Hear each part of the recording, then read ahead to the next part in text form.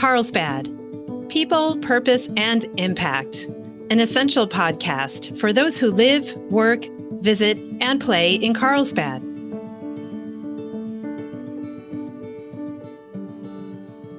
Good afternoon and welcome, everyone. My name is Brett Schanzenbach. I'm the president and CEO of the Carlsbad Chamber of Commerce, and I am your host this afternoon. And I'm excited to have with me, I have two guests today. I have Kelly Peters, the Donor and Community Relations Director, and Judy Sanzo, the president and CEO of the Rancho Coastal Humane Society. Good afternoon, ladies. Afternoon. Good Thank afternoon. you for having us. Yeah, great to have you. Thank you so much for joining me. Yeah. Being involved in this kind of organization usually, is kind of a passion thing, I find. So I would love to just hear your guys' backstory. What got you into working for the Humane Society, and what excites you about it on an ongoing basis? And I'm gonna have to draw straws who goes first. So Kelly, you go first. Oh, and then okay. Then we'll hear from the big boss. Yeah, exactly. Her story is more exciting than mine. So I started working for Rancho Coastal a little over 10 years ago.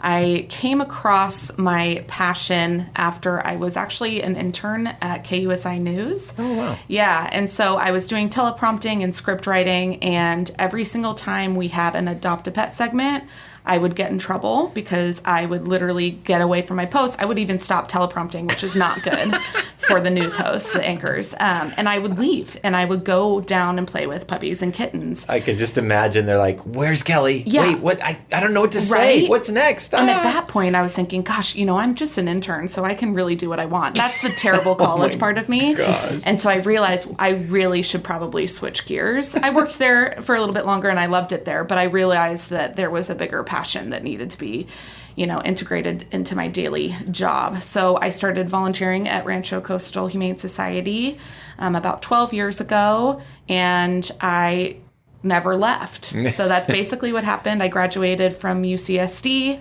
went straight to working up at the front desk at Rancho Coastal, running the customer service end of things. And what's really neat about in our line of work is you do get to wear a lot of hats. Mm-hmm. So I feel very fortunate. I was able to be the foster coordinator. I've cleaned kennels. I've done donor relations. I've been, doing back web maintenance, and now I get to do fundraising events and help raise awareness about, the importance of adoption and the human-animal bond. So yep, a decade down, probably another to go. Nice. At least another to go. At least. She's like, at least you have another. Yes. No, that's great. That's funny, the connection back to KUSI, because I feel like they do adopt a pet stuff fairly regularly, which is kind of cool. They do. And, we're fortunate enough that Fox 5 Morning News has us on every Wednesday. Oh, so, fantastic. So we're able to kind of keep that, in play, and we see a great return on that as well. So We don't send Kelly anymore. no.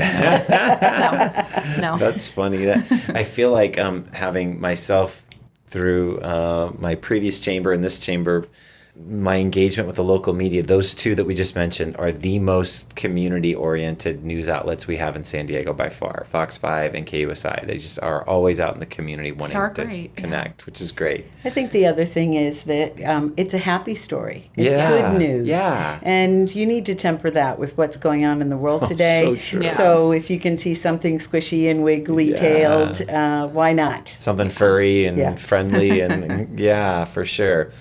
Okay, so Judy, what's your backstory? How did you get involved in this? Well, my backstory is very complicated. I'm a reformed lawyer. Been practicing law for more than 30 years now. Okay. Probably in 2014, I think, is a friend of mine invited me to our annual gala. I say our now, but at Sure. the time I had no connection whatsoever to Rancho Coastal. I was just a guest at his table. Yeah. And I was in love before the dinner was served. I loved the presentation. The people were warm and really very energetic and excited about something that they were talking about. And I asked my friend, are these people for real? Because it was pretty remarkable. And he said, yeah, they really are. Is this authentic? Exactly. So I then arranged a tour with the then president and CEO. The tour lasted 2.5 hours. There isn't that much property, really, for a 2.5 hour tour. It was all your questions. And after that, did a little bit of my own due diligence to make sure it's a kind of organization I wanted to lend support to.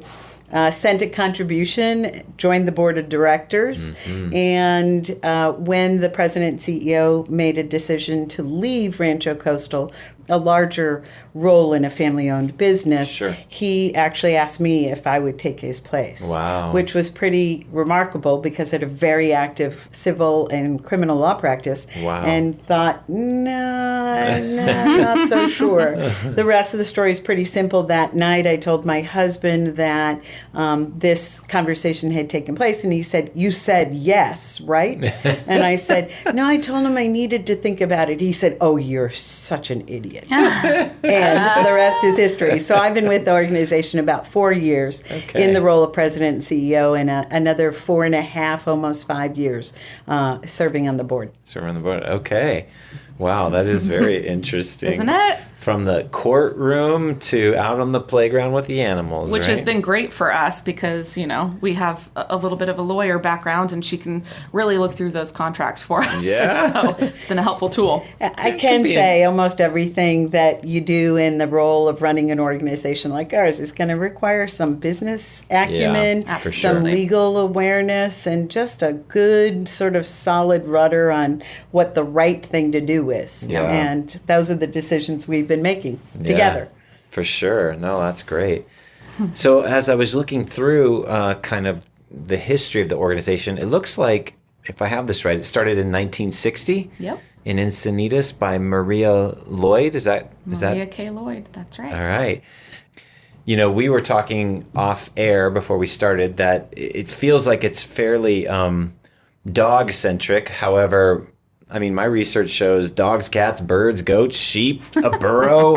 Tell us a little about the history of it. Yeah. Go for it. Well, that's changed a little through the years. Maria K. Lloyd was just a great animal advocate. She took everything, including waterfowl and water creatures, whatever came her way as abandoned or lost, she would find a home for and create the safe environment. We have, through the years, though, become more focused, and we are working on adoptable companion animals, dogs, cats, and rabbits. However, there are times at our site you might find other creatures because we have a program that's called the Animal Safehouse Program, and that is providing temporary board and care for pets of victims of domestic violence. And not all people believe that the only pets are four-legged, furry creatures, and so we have cared for tortoises, chickens, snakes, rats, a variety of other creatures as well. But those are typically not our adoptable animals. Those are the animals that we're caring for until the owner can be reunited in a safe place with their pets, whatever those pets happen to be. That would be a remarkable event for us to have something on site like Milton Burrow, who, by the way, was female. Oh. Yeah, the one burro we had. That's right. And he was also a kisser. We had a kissing booth one time for him. Yeah, he was pretty great. Okay. But he's since retired. Yes. Okay. Very nice. I feel like, though, that Maria's legacy is well intact by all the things you just rattled off that could show up at your place. As I was looking at your site, I always like to kind of peruse people's mission statement, and there's a lot packed into this mission statement, so I'd love for you guys to unpack it a bit. So it says the mission is saving lives of abandoned companion animals, promoting adoption into loving homes, and offering educational programs and support services that inspire and strengthen the human-animal bond. That's a lot of stuff.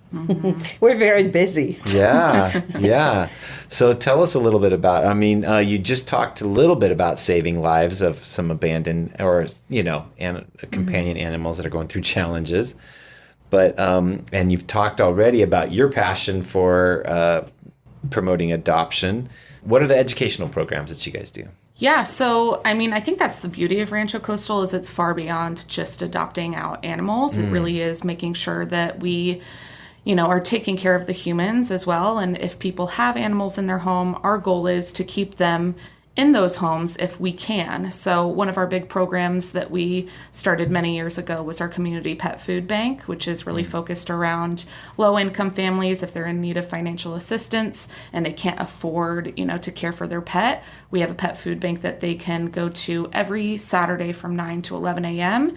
and basically receive any type of pet food. We have products sometimes too, flea medications, dog shampoo, things like that, because the last thing we want is for someone to feel like they can't keep their animal just because of the basic necessities. And they're better off with their owners than coming into a shelter and having to start all over again. So really it's beyond just the adoption of the animals in our shelter. It's really keeping those animals with their humans. The educational part and component was really one of the cornerstones as well. Humane education and, teaching kids about, empathy and how to treat animals is really important to us.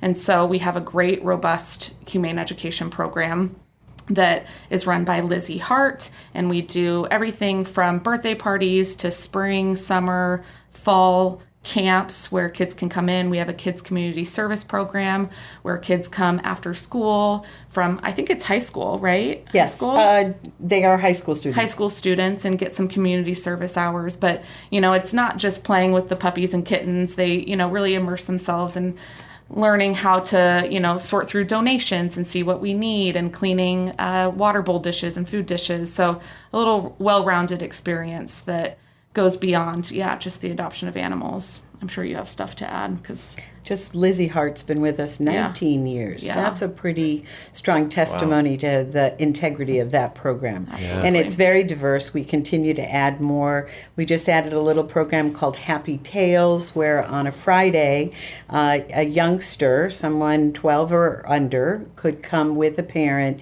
and read to an animal outside the kennel. So read aloud. So it's a reading program that will help to encourage them to gain confidence in ability to read. Because dogs don't judge. Yeah, that's a beautiful thing, right? Yeah, it's really awesome. They're always there with a wagging tail and, a warm reception. Yeah. That's fantastic. Well, we are going to take a brief pause. We've been talking with Kelly Peters and Judy Sanzo from the Rancho Coastal Humane Society. When we come back, we're going to talk about some of the events they have coming up and other services that they provide. We'll be right back. So obviously organizations like yours and every other nonprofit need funding to thrive, right? And you guys have done some interesting events, even right here in Carlsbad, I might add, to help promote. Tell us about the golf tournament at the Omni La Costa in June. And I know will probably have just happened when our listeners hear it, but that's okay. Tell us all about it. It is going to be an awesome event, or it was an awesome event, listeners. We're really excited. We love Omni La Costa Resort in Carlsbad in general, and we are going to be there on Saturday, June 23rd. We are going to have... Did I say Saturday? Yeah, I'm thinking of our other event, which we'll get to momentarily. Okay. See, this is why I brought her, because I Keep really need, keep me in line. I'm off today. So Thursday, because that's a better day to golf, of course, much better. Obviously. On the Legends Golf Course, so we're really excited about that. We're just encouraging people to come out and help support. Whether you're a golfer or not, we will have a reception event afterwards as well, where we'll have raffle items and silent auction items. Sure. We'll bring some furry friends out, make sure we keep that component involved. And we're really excited. I think it's something that we'll probably continue to do. It's our second annual. We had one last year, which sold out. So we're really excited to do it again and keep that connection to Carlsbad. We have a lot of supporters here in North County. Yeah. And then, of course, the big event. And Judy's teased this up a little bit because I think this was the event that you mentioned hooked you, but tell us about your next gala event. Well, she should say that then, because please. if it hooked you, I mean. So on September 17th, which is a Saturday, we are going to be having our annual fundraising event at Omni La Costa as well. Typically, That won't be on the golf course, right? it's not on the golf course. It's in the beautiful. It's a beautiful ballroom. Typically between 350 and 400 people. Nice. This is really our flagship fundraiser. Yeah. We try and make it entertaining and fun. Keep the language and speeches down to a minimum. Have the usual array of events, both music outside, live auction, silent auction. Entertainment. This year we have some surprises. We missed celebration of Second Chances, which is what our event is called, for our 60th anniversary. So we have 2 years of energy pent up going to just pack it all into the one that happens in September. And even the attendees are really jazzed about it as well. They've been waiting just as long as we have and have been asking us, when are you going to announce it? When are you going to put it up? And we're in the final stretch of details. We've got some mock-ups and some, like she said, some surprise entertainment pieces that we're really excited about. Are we not sharing that? Well, come June when this is out. Yeah, let us be the first to know. Okay, Come on. you can. Go ahead. So it kind of ties in with something else that we're going to be doing, and I'll let Judy speak on that. But the title of our celebration of Second Chances this year is Unleashing the Magic. Okay. And so we will have a very well-known magician that will be in attendance, and we're really excited for that. She did a little demo for us over Zoom, because that's, how we're communicating with everyone these days. Right. But she'll be flying out for the event. She'll be our main source of entertainment, but we have really fun things that we tie in every year. We have a mystery jewelry tree that will be on display, where it's kind of like a grab bag situation. You don't know what you're going to get, but all of the jewelry pieces are just amazing. Fun. It's going to be great. Jewels with a Purpose. Eliza is wonderful. And then we have some caricaturists that will do not just caricaturists of the people in attendance, but you can bring pictures of your animals, and they will be doing caricatures of pets, which is the perfect tie-in for us. Of course. But yeah, we'll have great things like a VIP lounge, a cocktail reception, and some other things I won't talk about, so that little Keep the mystique. Yeah, exactly. Yeah. Very nice. You were teasing something up that Judy was going to comment Oh, on. yeah, she is sort of teasing up something. So we are in the process of expanding our campus. Okay. We have so many programs that are really directed now towards pet owners that need places to land. We talked a little bit about the Animal Safehouse Program, which means I need to have dedicated kennels that are kept secret away from the general public, where we could house these animals and keep them safe until they can be reunited. We have launched, I guess it's still so new, I have a hard time getting to the ED part. We have launched a capital campaign to raise funds to build a new medical center, which will be state-of-the-art, a new learning center, which will have a capacity to host community events up to 246 people. Wow. Our current education center holds 45. So a little bigger. Little bigger. Tad bit. Yeah. And really designed with state-of-the-art presentation, details, technology, so that we can really become a sort of leader in the community and make the facility available for community events. Nice. We have a new pet food bank, one of our flagstone programs that will go into place, and then a couple other enhancements to enhance the adoption program and to enhance behavior and training. So all of that is part of our future, maybe as soon as September, to put a shovel in the ground. It would be about 18 months for construction and turnkey operation.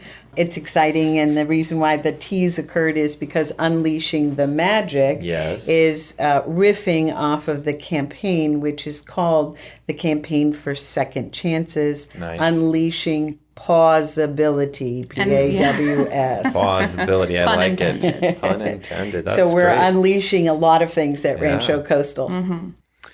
I like the community space aspect that you mentioned. Although you did betray your legal background because you were oddly like 246, like a marketing person would have said, about 250, but you're She's so precise. 246, not a person more, I'll be there with a little clicker counting the attendees.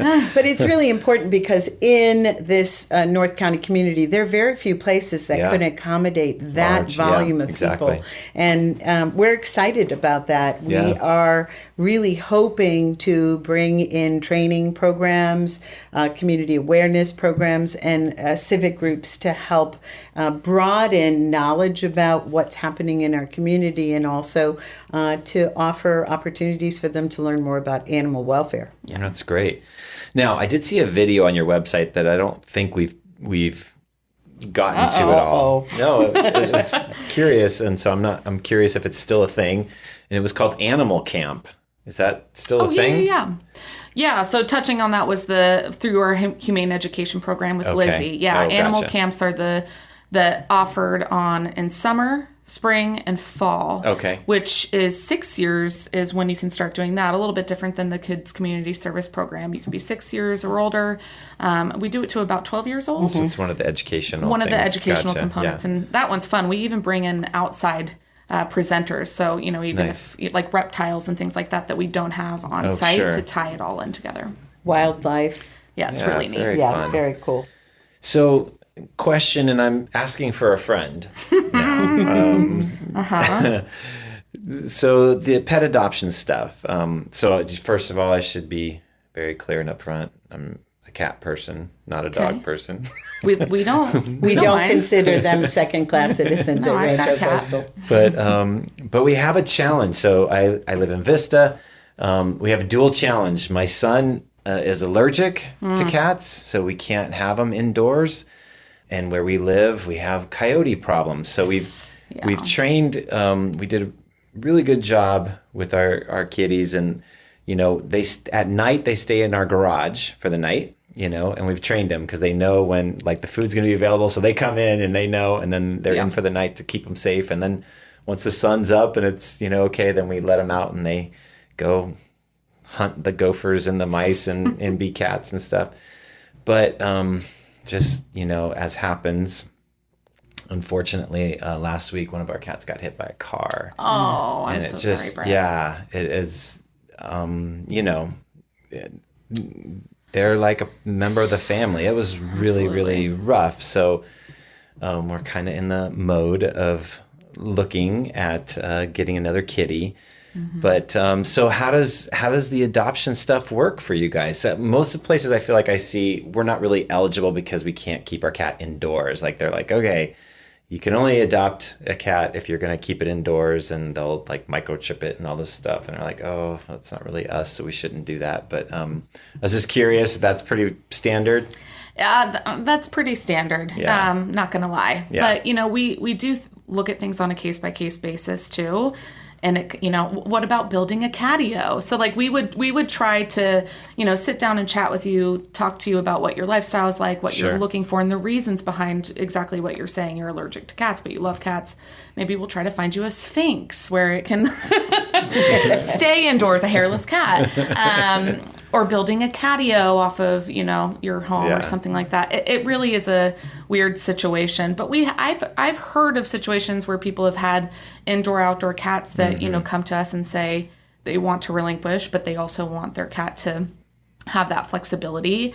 And I've paired people up off-site, of Rancho Coastal, just to try to make it accommodating. It is a tricky situation because the coyotes are a big issue. And what you just said is heartbreaking, but also true. They're not used to being in the wild if they're indoor, outdoor, right? Yeah. So they're not dodging cars and thinking about those things. So that's a tough one. Way to put us on the spot, Brett. You're welcome. You're like, this isn't rehearsed. I'm going to ask you some questions. But yeah, I feel like that would have to be something we'd chat with you with. Sure. Boss? Yeah. You're gonna put her. Nice. Oh, pass great. The buck, right Kelly. pass the ball right back to the lawyer who says, yes, it is one of the serious, significant factors for us. And we do try and help people find alternatives to letting them run free, because the danger of coyotes, which is a nighttime thing, although I saw a coyote on my street No, for sure. in the afternoon, Yep. Yeah. is coupled by the dangers of encroachments of buildings and Yeah. construction and the ability to get themselves into some serious trouble. So, Yeah. and of course the passing car, which Well, yeah. is problematic. So our goal, of course, is to give you a companion animal that can live a long time with Right, you. right. And so we're looking at longevity. So Sure. if you come Yeah, in no, I and you understand. adopt a 2-year-old cat, we want that cat to Yeah. be 20 years old and fat and happy in your house. Sure. So No, I understand. Very good. Well, is there anything we missed? I don't want to cut you guys off. Is there anything that we're going to make sure that, again, pretend that somebody listening to this podcast is hearing, like Judy, you went to your first gala and got immersed. Somebody's listening to this. This is their first immersion into Rancho Coastal Humane Society. Is there anything that we got to make sure and get out there? Yeah. we should tell just a little bit about our history. More than 90% of our animals come from other shelters. Oh, wow. And we rescue from other shelters. When we talk about rescuing abandoned animals, we're talking about going to places that still euthanize for time and space. Oh. Overcrowding. We do not. Oh. So overcrowding is really an epidemic throughout the whole state of California, but even in our neighboring counties. So since 90% of our animals come from other shelters, that means we can control the population at our shelter and in our foster homes. What that means is You that we can don't control it? we do control it because we go and pick them up. We'll transport them from another facility. We'll go out and test them. We'll check for Gotcha. animals that we think are highly adoptable in our community, transport them back to us, and then put them out into North San Diego County. That makes us kind of unique, and it also gives us a luxury, which is we'll keep an animal as long as it takes for us to find their forever home. Gotcha. We had a dog that arrived from the hurricane-ridden south on October 10th of 2020. Okay. That dog just went home less than a month ago. Wow. And we Yeah. kept him the entire time, waiting until we could find the exact The right home. ideal environment for that dog. And it's a tremendous success. Yeah. The owners are ecstatic, the dog is happy, and That's life great. is good. But that's an important thing for us to for your listeners to take away Sure. is that we're in for Yeah. penny, in for Yeah. pound. We're in until that animal can find its next space. And that's an expensive proposition for us. We Sure. have no government contracts. We do not have officers who work in the field, so we do no law enforcement. And so all of our money has to come from donors. Yeah. And if you're thinking about the fact that I had an animal sitting in a kennel for almost 2 years, think about what the cost was. Sure. Our adoption fees don't reflect an ability to recoup that. So we've got to rely on generous people to support us. But it's what makes us remarkable and Yeah. unique, and that's the message that I like to carry, which is we'll keep them until they're ready to be home.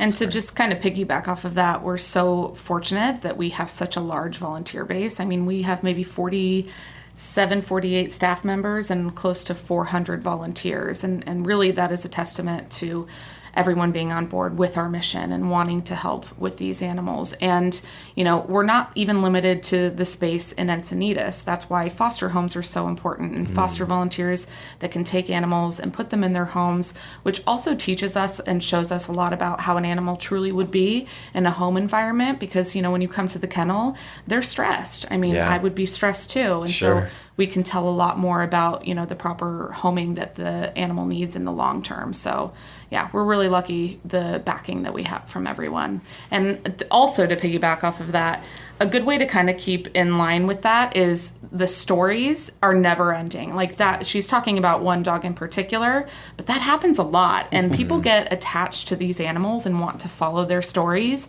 And we try to highlight those every month in our Fetch newsletter. It's an e-newsletter, and I encourage everyone to do it, just to go on sdpets.org. Sign up on Fetch Subscriber. We don't bombard you with emails, we promise. And it really kind of gives you an up-to-date idea of what's going on in that month, some happy adoption success stories and things like that, so you can feel like you're part of the team. sdpets.com. Yeah, .org. .org. .org, I'm sorry, sdpets.org. Excellent. Yes, Excellent. And that's your website for pretty much everything you have to offer, yes? Pretty much. Yeah. All the okay. other programs. Yeah, Yep. all the programs are good. SDPets.org. And even our Awesome. thrift shop can be routed from sdpets.org. That's a big component of what we do. We have a great thrift shop down in Cardiff by the sea. Oh, excellent. Yeah. Wonderful. Well, I just want to thank you guys for taking the time to come and share with us all the wonderful stuff, all the great work you guys do.